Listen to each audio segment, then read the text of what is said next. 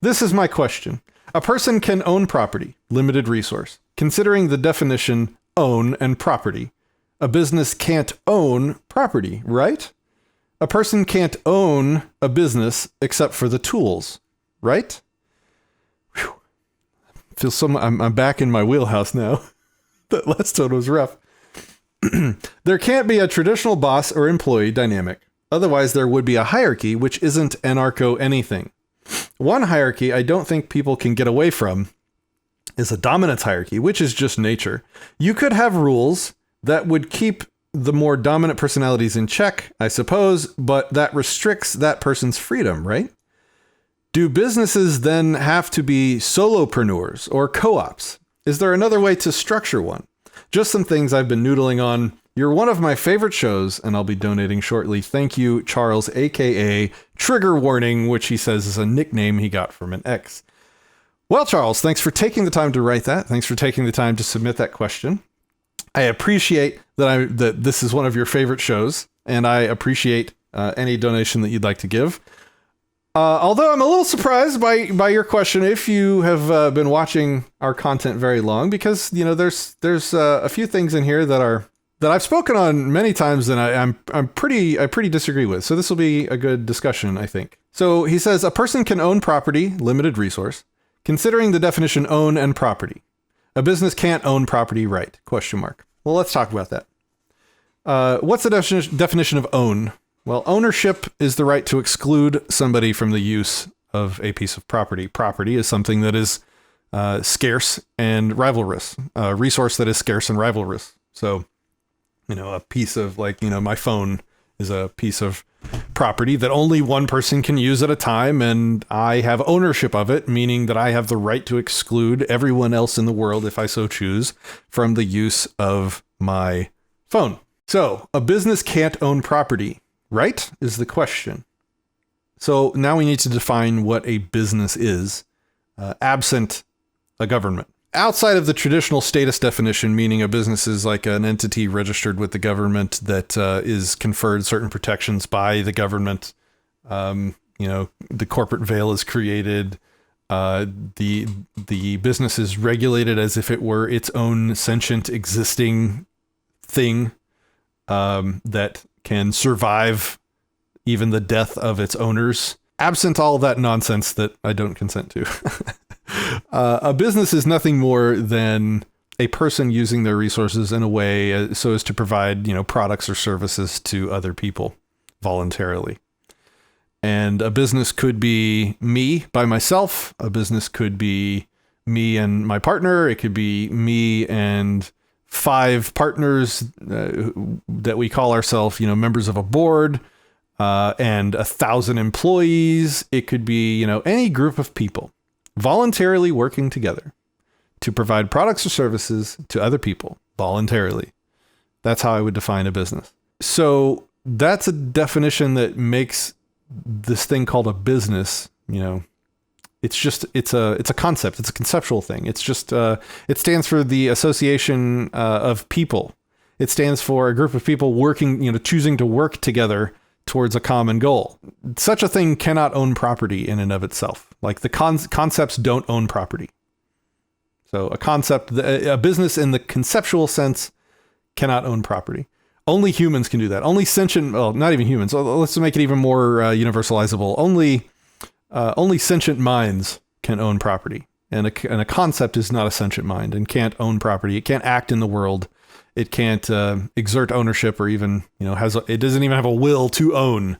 It doesn't exist. It's just a concept in actual sentient minds. So the owners of a business are the ones that would own property. People are the ones that own property. So certainly multiple people could get together and voluntarily jointly agree to jointly own property. Certainly that's a possibility. Certainly that's doable. Not a problem. But it's still, I would just, if we're going to be philosophically precise, I would say that it's not the business that owns, it's the business owners. The business just stands for the relation of people. They say next, a person can't own a business except for the tools. Again, I think you have a bunch of people that all own various pieces of property working together. That is what a business is. And I'm including employees in the set of people that I'm talking about when I mention that. So a business, the owner of a business would be the one that probably owns the vast majority of the share of assets needed to run the business. Maybe they own the computers in the building, and they're the ones that, front the money for the supplies necessary to produce the product or service that the business produces. But the employees are also, asset owners in their own way. They're property owners in their own light, working in association with the other people in the business. So they own the car that they use to drive to the office. They own, the money that they use to feed themselves while they're at work. They own the brain that they utilize and they leverage to go about doing their job, working with all the other minds in the business to produce the product or service. So even an employee is a property owner. The business owner owns the property that is usually directly related to actually the function of the business, and the employees own, their body property, their brain property, all the assets needed to show up to work every day and often do their job.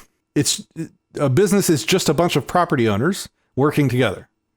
And some of the property owners are going to own more of the property, and some of the other property owners are going to own less of the property.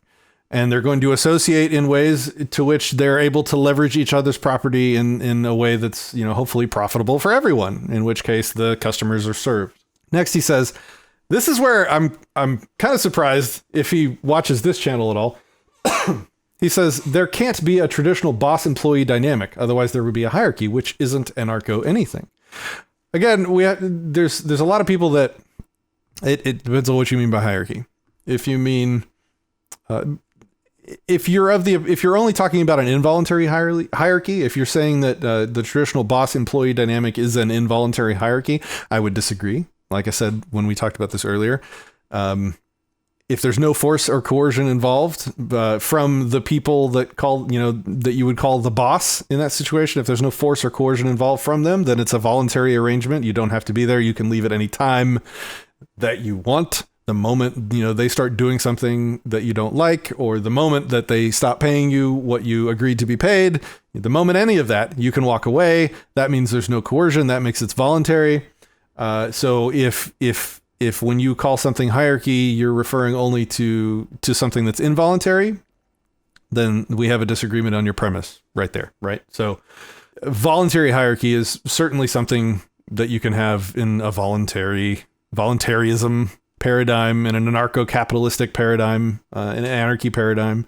A voluntary hierarchy is just one in which one person says, look, my set of skills is best at, writing code, and your set of skills is best at organizing and managing, the assets of a business and the business relationships with other businesses. And, there's different skill sets involved that are both required for a successful business. You need business owners that can do a million things. CEOs, it's a really hard job with a lot of necessary skills, a job that I really don't ever want because I've seen up close and personal what that's like. I've been at C-level of multiple corporations, the chief technology officer. And so that is pretty much the limit. Like, that job in and of itself is a very different skill set from a manager of a development team, from a developer, from a designer. Like, there's different skill sets at each of those levels. And the people involved agree to work and focus their attention and their brain on that area.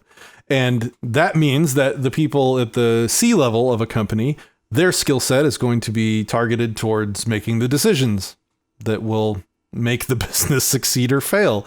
And the programmer, his focus will be making the decisions that will make his code compile or not. And those two people work together in a way where one makes some decisions for the other. And don't forget, it's kind of like both ways. Like the boss makes some of the decisions for the company, and the coder makes the decisions for the code. And if either of them disagree with how either of them are doing their job at any point, they can walk away. That's voluntary. I would also call that a hierarchy, because you're going to have decisions that filter down on how everybody works together. You don't have to have a hierarchy. You can try doing some commune stuff if you want. I don't see a lot of success in those areas, and I don't see a lot of success from people that are doing that, because there are a couple companies, I don't have any ready for you off the top of my head, but there are a couple companies that have tried to organize in that way, and I'm pretty sure they're no longer in business last time I checked. But yeah, I mean, as long as it's voluntary, it is anarcho anything. He says, one hierarchy I don't think people can get away from is a dominance hierarchy, which is just nature. So this brings up two things. The involuntariness of nature, which is what a lot of left libertarians, anarcho-commies mistake for involuntary hierarchy in a workplace, let's say. So what their logic is that because nature requires them to ingest calories to continue metabolizing food to continue breathing in the universe, that gives their boss involuntary power over them, because if they want to eat, they need money from a boss. So that's like conferring an involuntary threat from a non-entity. Like nature existence is not a consciousness or a sentient mind that can oppress you. That's just the state of existence. And if the state of existence requires that we eat, and some people are working together in a specific way to generate resources so that they can continue eating, that is not oppressing you as long as you're free to leave. But the fact that if you choose to not work at all and you starve to death, no one is oppressing you but nature, and nature cannot oppress you because it's like a concept that is just existence. And if you want to say that existence is oppressing you, I mean, fine, but good luck doing anything about that. The other thing he said was, I don't think people can get away from is a dominance hierarchy. Now, this kind of goes to Jordan Peterson stuff. And again, like I watch a lot of Yaron Brook, and I've reached out to Yaron a couple times now, and I haven't got a response yet. He's a really busy guy. I hope I do get him on the show, because I think there's a great debate and conversation there to be had between voluntarism, anarcho-capitalism, and Yaron's objectivism. But I digress.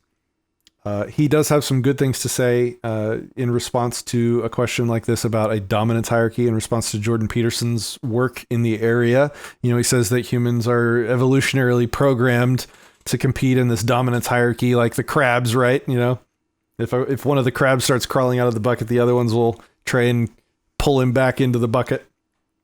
And Yaron disagrees with that very much, and he says that the sentient mind that humans possess is a big distinguisher from animals, and that's what allows us to innovate and invent and imagine and to succeed far and above what a mere dominance hierarchy allows for. I would just, for now, let me just refer you to Yaron's work on that. Maybe look at Yaron Brook's YouTube channel and search for, you know, like Jordan Peterson or dominance hierarchy, those kind of terms. See if you can find his content on that. It's pretty good. So you could have rules that would keep the more dominant personalities in check, I suppose, but that restricts that person's freedom, right? Yeah, so I think I've kind of addressed that already. If you have any more questions on this, let me know. Hop on our Discord server, send us a message there, and maybe we can continue this discussion. So he then says, do businesses then have to be solopreneurs or co-ops? Is there another way to structure one? I think I've kind of already addressed that as well. You can structure it however you want, as long as it's voluntary. You know, you can have a voluntary hierarchy with a boss and a board of directors and managers and middle managers and lowly basement dwelling employees or whatever, if you want, as long as it's voluntary. As long as anybody can walk away at any time, there's no harm.